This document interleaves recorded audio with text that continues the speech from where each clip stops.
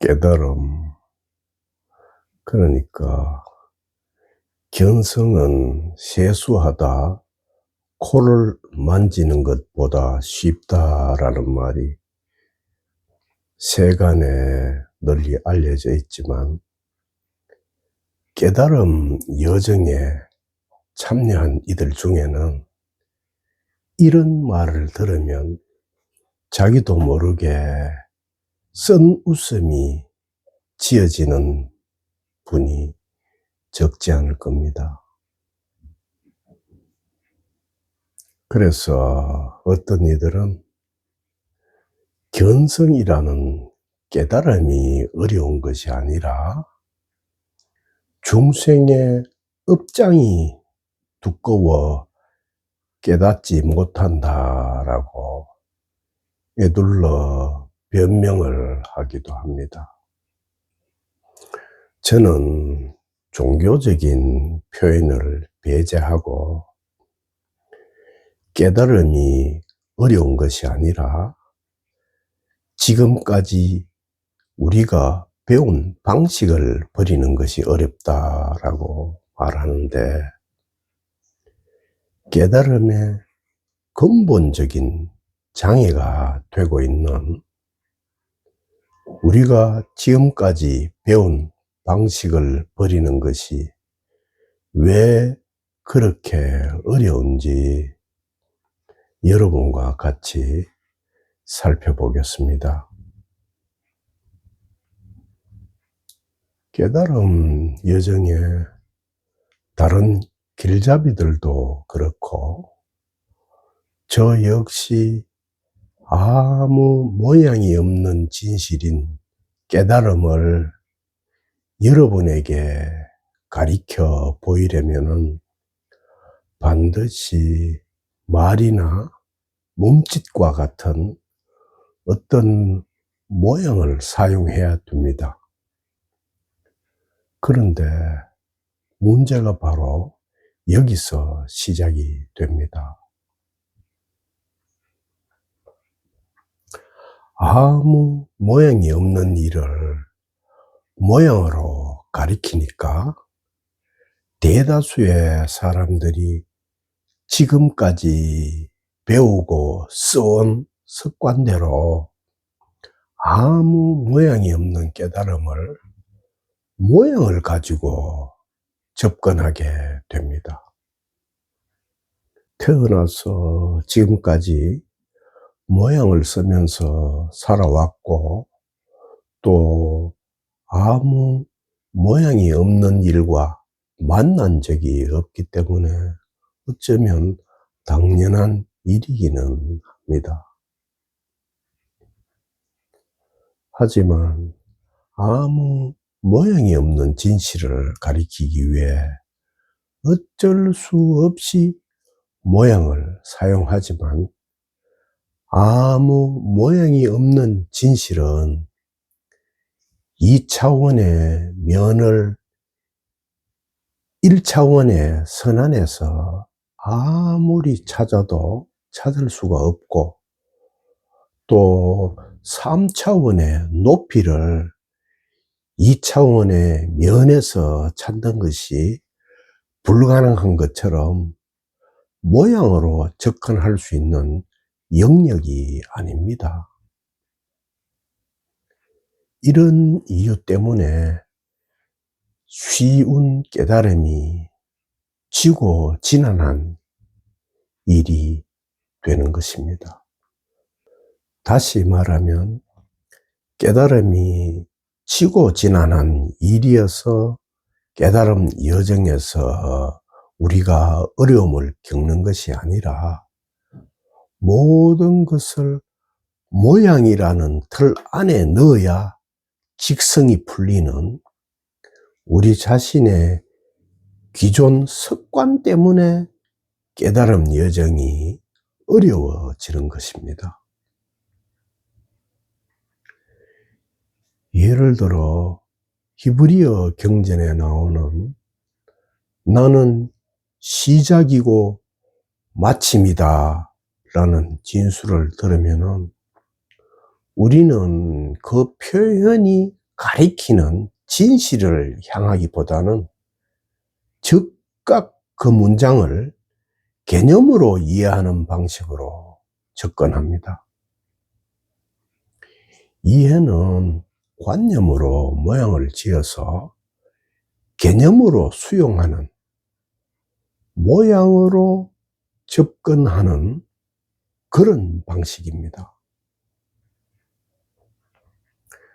제가 이렇게 손을 들어 보이면은 여러분은 즉각 제가 손을 드는 이유를 찾으려고 머리를 굴립니다. 왜 저렇게 손을 들지? 이렇게 생각하면서 스스로 질문하고 관념적으로 모양을 지어서 접근합니다. 이런 것이 바로 모양짓기입니다. 그래서 불교에서는 견지망월이라는 달을 가리키는데 달은 있고 손가락만 본다라는 표현이 있는 겁니다. 깨달음 여정의 길잡이들이 말이나 몸짓으로 이원적으로 표현한다고 해서 그것을 보거나 듣는 여러분에게 이원적으로 접근하라는 말이 아닙니다. 2차원의 면을 1차원의 선으로 가리켜 보인다고 해서 선의 차원을 벗어나지 못한다면 아무리 예를 써도 2차원의 면을 발견할 수가 없고, 또 3차원의 높이도 2차원을 벗어나지 않으면 높이라는 것을 볼 수 없습니다. 저의 이런 이야기를 들으면서 어떤 분들은 그러면 어떻게 하라는 거야? 라는 의문이 떠오르는 분도 있을 겁니다. 어떻게 라는 질문이나 어떻게 하려는 바로 그런 노력이 이미 모양을 짓고 있는 겁니다. 이렇게 우리는 모양을 짓는 고질병에서 벗어나기 쉽지 않습니다. 그래서 제가 인류의 대다수가 모양 중독증에 걸려 있다고 말씀드린 겁니다. 이렇게 제가 말씀을 드려도 다시 그러면 도대체 어쩌란 말이야? 라는 의문이 일어나십니까? 그것도 역시 또 모양을 짓고 있는 겁니다. 미치겠죠. 그래서 깨달음 여정 길잡이 중에 어떤 이들은 여기에 통해야 하고 체험을 해야 한다는 다소 무책임하게 들리는 그런 표현도 하게 되는 겁니다. 통하고 체험해야 된다는 말을 풀면은 1차원에서는 2차원의 면을 알 수 없으니 2차원의 면을 체험하고 거기에 통해 봐야 된다는 말이 되고, 2차원에서는 3차원의 높이를 알 수 없으니 거기에 통해 보고 체험을 해봐야 된다라고 말하고 있는 셈입니다. 말은 틀리지 않은데 어떻게 라는 입장에서 보면은 핵심이 빠진 진술로 들리게 됩니다. 결론적으로 말해 깨달음은 어떻게 할 수 있는 그런 일이 아닙니다. 하지만 그렇다고 해서 불가능한 일도 아닙니다.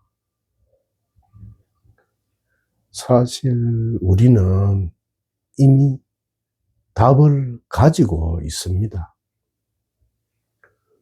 부다께서 우다나경에서 말씀하신 비이혼을 가리키는 진술과 예수께서 루가전생에서 볼 수 없고 여기다 저기다 라고 말할 수 없지만 깨달음은 너희 가운데 있다 라고 하신 그 말씀이 바로 답입니다.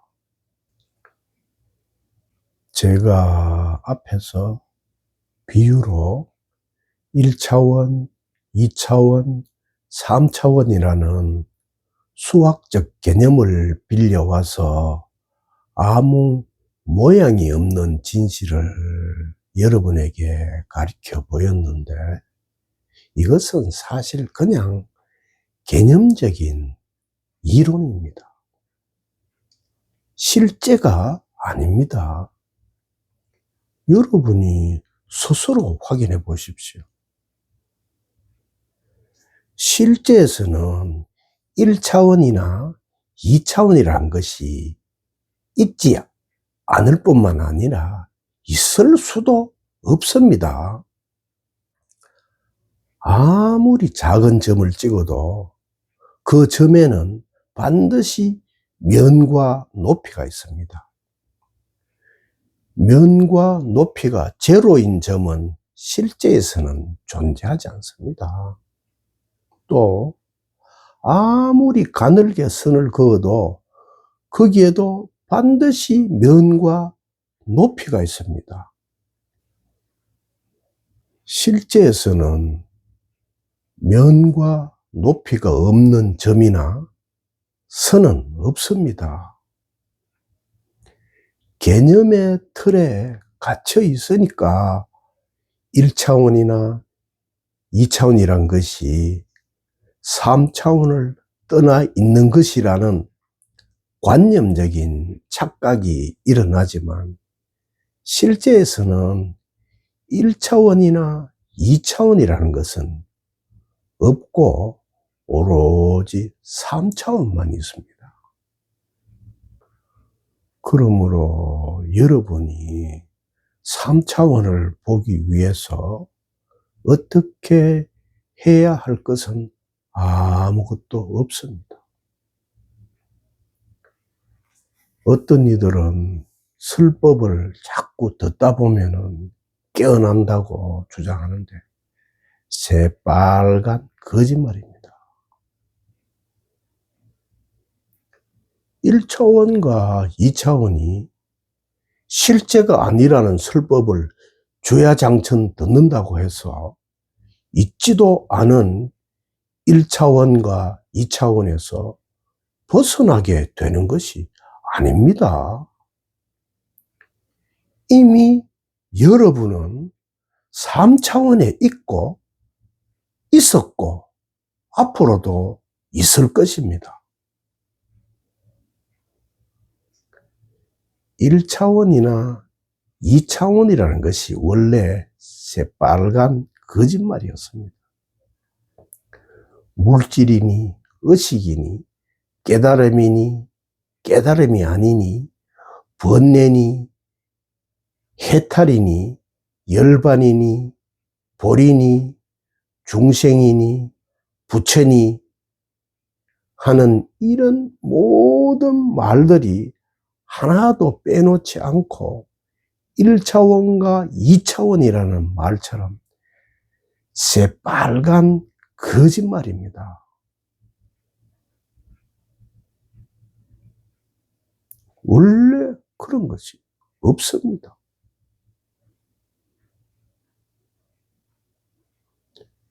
깨닫기 위해서 여러분이 해야 할 일은 아무것도 없습니다. 단지 스스로 자신을 속이지만 않으면 됩니다. 원래 아무 문제도 없었습니다. 여러분이 착각하고 있었을 뿐이고, 여러분이 오해하고 있었을 뿐입니다. 물은 목말랐던 적이 없고, 불은 추웠던 적이 없으며, 어떤 물결도 물을 떠난 적이 없습니다. 단지 오해였을 뿐이고, 여러분이 스스로 자신을 속이고 있었을 뿐입니다.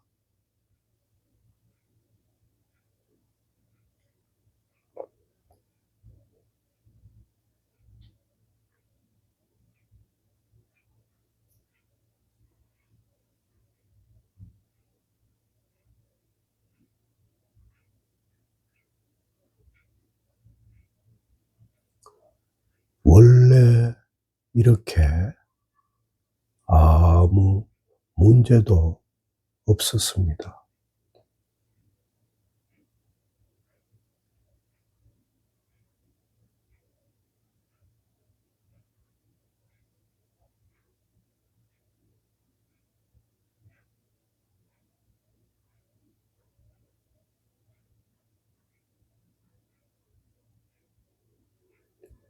원래 아무 문제도 없었습니다.